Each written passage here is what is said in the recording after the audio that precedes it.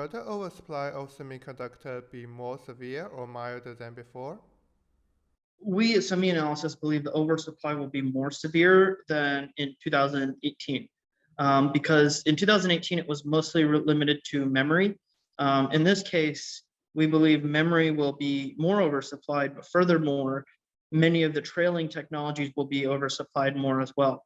Because in 18 we had the demand slowdown, but we didn't have supply slowdown. This time it looks like demand is slowing down more due to war and energy and real estate and COVID. But furthermore, there's more fabs coming online. No one was building, very few people were building 90 nanometer, 45 nanometer, 28 nanometer fabs in 2018.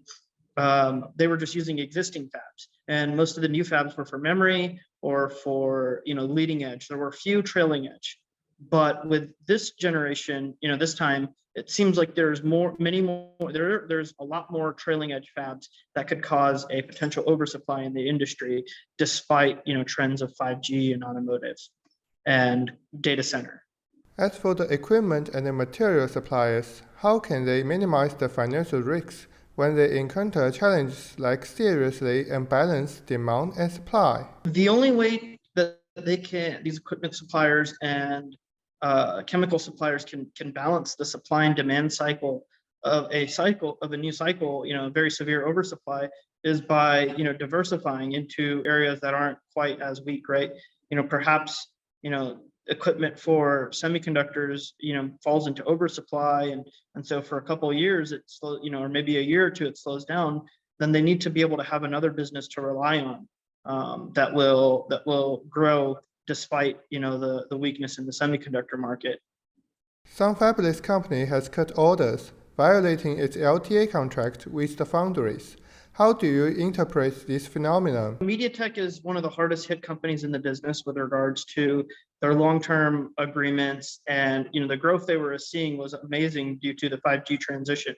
But due to this big weakness in their largest market, smartphone, they had to start cutting orders because they stopped receiving orders. They didn't want to just keep old chips on their balance sheet. They cut orders, and then they'll build orders as the chips come in. But the issue with that is now they've signed all these long-term agreements with some foundries.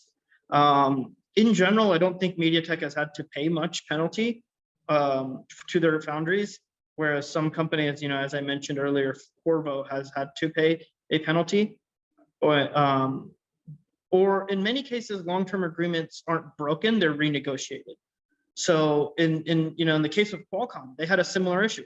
They had long-term agreements with global foundries for RF front-end chips, and instead of breaking the agreement, what they decided to do was they renegotiated, and Qualcomm made their long-term agreement more long-term. They added another 2 years to it, but they reduced the amount of chips that Qualcomm has to purchase in the current year. And so in the end, they still have a long-term agreement, but Qualcomm doesn't have to be stuck with a lot of chips that in the current year. And it's likely the same occurred with Mediatek. I have no special source on Mediatek's orders, but with Qualcomm, I know that's what happened. So with Mediatek, it's also likely similar. Although we have heard the news of the oversupply of semiconductor, some statistics shows that certain automotive chips are still in shortage. Could you explain why? The areas of the industry that are in oversupply don't just tie to process nodes, but also subcategories. In that regard, power management ICs and display ICs, display driver ICs, are back into oversupply territory, already, with companies that are, selling a lot of these, already, cutting their foundry orders. But then there's other types of technology such as analog. And yes, this uses a similar, older process technology, but it uses a very specialized form. And so those analog chips are still very much undersupplied.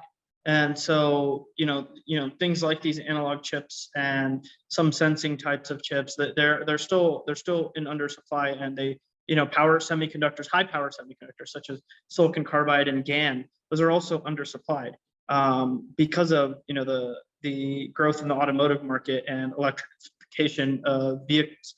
So those are going to continue to be undersupplied even as capacity ramps.